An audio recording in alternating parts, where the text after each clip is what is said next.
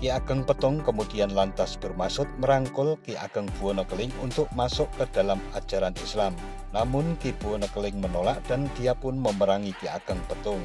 Dalam waktu bersamaan, kabar itu juga didengar oleh Ampok Boyo yang juga mendapat titah Raja Demak Bintoro, diperkuat dengan pasukan Adipati Wengker Bathara Katong dari Ponorogo.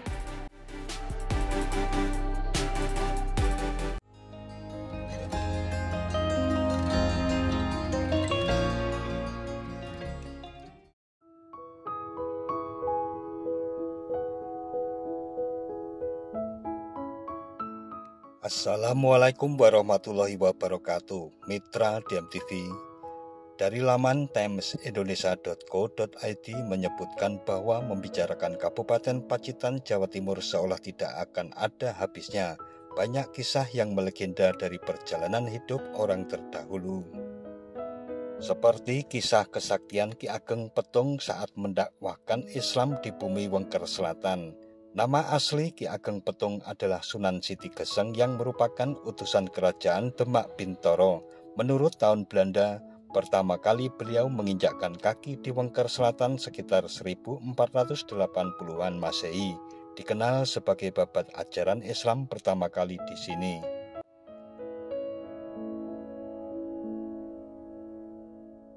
Ketika itu, Ki Ageng Petung datang membawa sebuah tongkat dari bambu berukuran gagang arit lalu ditancapkan di selatan Sungai Grindulu. Sebagaimana kebiasaan orang dahulu, sebelum menetap di suatu tempat ada tradisi spiritual yang harus ditempuh, yaitu semedi atau meditasi. Sebelum bersemedi di suatu tempat selama 10 tahun namanya Luweng Sewu, tongkat bambu tersebut ditancapkan di dekat sungai. Makanya Siti Geseng kelak terkenal disebut Ki Ageng Petung yang artinya seorang raden pemilik tongkat bambu petung. Usai melakukan pertapaan, Ki Ageng Petung merasa kaget saat membuka kedua mata dan melihat kepulan asap dari arah timur. Sontak penasaran setengah tidak percaya. Dalam hatinya bertanya, berarti ada penghuni lain yang telah lama tinggal di kawasan ini. Setelah diselidiki, sosok dalam cerita itu bernama Ki Buwono Keling. Dia mengaku telah menempati wilayah tersebut sejak akhir abad ke-12 atas titah kerajaan Majapahit penganut Hindu. Sebagaimana dikutip dari Pacitan Kap Museum Jatim.wordpress, sejarah Pacitan umumnya ditulis berawal dari kedatangan Ki Buwono Keling, salah satu utusan Raja Brawijaya ke daerah di perbatasan Jawa Timur dan Jawa Tengah pada abad ke-12 Masehi. Asal-usul Ki Ageng Buwono Keling menurut silsilahnya adalah putra Pajajaran yang dikawinkan dengan salah satu putri Brawijaya V yang bernama Ni Tohgati.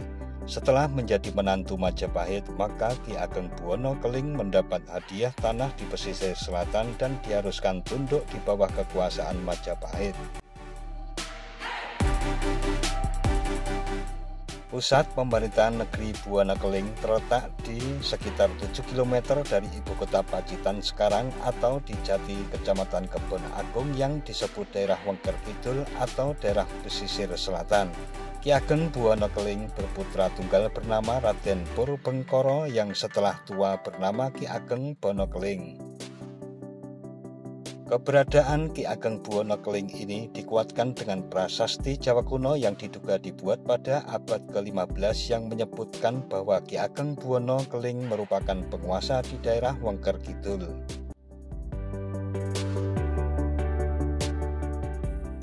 Kembali ke Ki Ageng Petung. Ki Ageng Petung kemudian lantas bermaksud merangkul Ki Ageng Buwono Keling untuk masuk ke dalam ajaran Islam. Namun Ki Buwono Keling menolak dan dia pun memerangi Ki Ageng Petung. Dalam waktu bersamaan, kabar itu juga didengar oleh Ampok Boyo yang juga mendapat titah Raja Demak Bintoro, diperkuat dengan pasukan Adipati Wengker Bathara Katong dari Ponorogo. Ada cerita menarik berkaitan dengan datangnya Ki Ampok Boyo di Wengker Selatan yang cukup dramatis sebagaimana diceritakan Ahmad Thohari, salah satu pemegang salinan buku sejarah Babat Pacitan. Ampok Boyo bertanya kepada Ki Ageng Petung, "Anda siapa? Kapan datangnya?" Ki Ageng Petung menjawab, "Buktinya ini bambu yang sudah saya tancapkan selama 10 tahun sekarang sebesar paha." Ki Ampok Boyo pun tertegun dan berkata dalam hati, "Berarti saya kalah tua," ucap Thohari seperti dalam buku. Merasa saling klaim siapa yang lebih dulu datang, lalu keduanya membuat kesepakatan. Ki Ampok Boyo masih mengelak jika pohon kelapa yang dia tanam sudah setinggi atap rumah. "Bagaimana Ki Ageng Bambu, Anda baru berusia 10 tahun, kelapa saya ini usianya lebih dari 15 tahun, ujarnya sambil mengejek. Tak kurang akal, Ki Ageng Petung pun lalu menghadap Syekh Maulana Maghribi, seorang penyiar agama Islam khusus untuk bersedia memberikan kesaksian kepada Ki Ampok Boyo.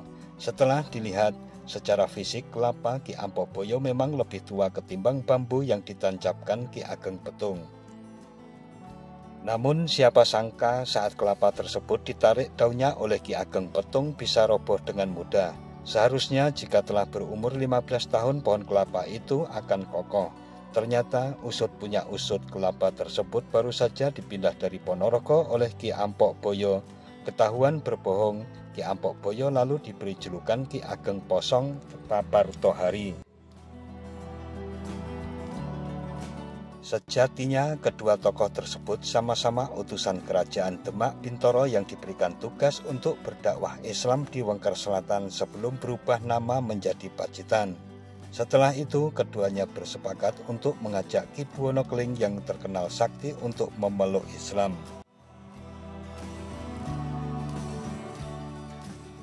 Merasa terusik, Ki Buwono Keling lalu bertempur melawan kedua utusan Demak Bintoro. Konon Ki Buwono Keling bukan lawan yang mudah ditaklukkan begitu saja. Nyawanya seolah rangkap. Dalam ilmu Jawa kuno, sosok sakti itu memiliki ajian pancasona. Meski tubuhnya dicincang masih dapat utuh kembali, katanya lagi. Mengetahui hal tersebut, lanjut Thohari, Ki Ageng Petung dan Ki Ageng Posong menemui Syekh Maulana Maghribi untuk meminta saran agar bisa mengalahkan Ki Buwono Keling. Setelah keduanya meminjam keris pusaka milik Syekh Maulana Maghribi, lalu kembali bertempur, ternyata berhasil mengakhiri hidup Ki Buwono Keling. Kepalanya dibuang di sebelah utara sungai, tubuhnya di sebelah selatan. Tamatlah riwayat Ki Buwono Keling.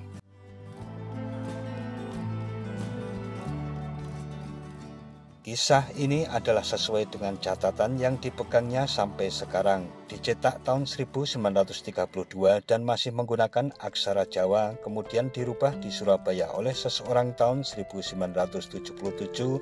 Ejaannya pun belum EYD, jelas Ahmad Thohari.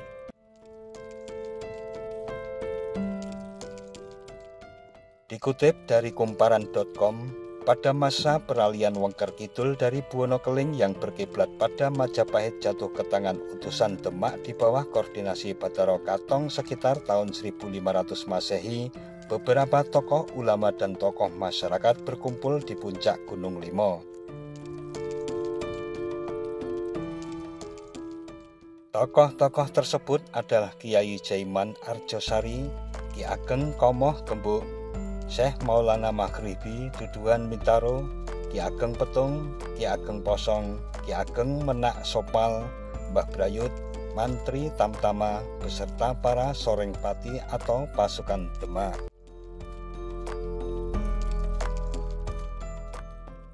Sebagai tanda masuknya Islam di bumi Wengker Kidul, mereka memberi tanda berupa penancapan panji hitam di puncak Gunung Limo yang diberi nama Pusaka Kiai Tunggul Wulung.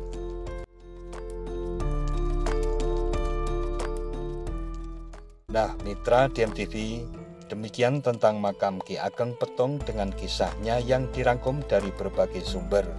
Makam beliau Ki Ageng Petung bisa kita jumpai di Serayu, Desa Kembang, Kecamatan Pacitan, Jawa Timur, atau sekitar 2 km dari alun-alun kota Pacitan.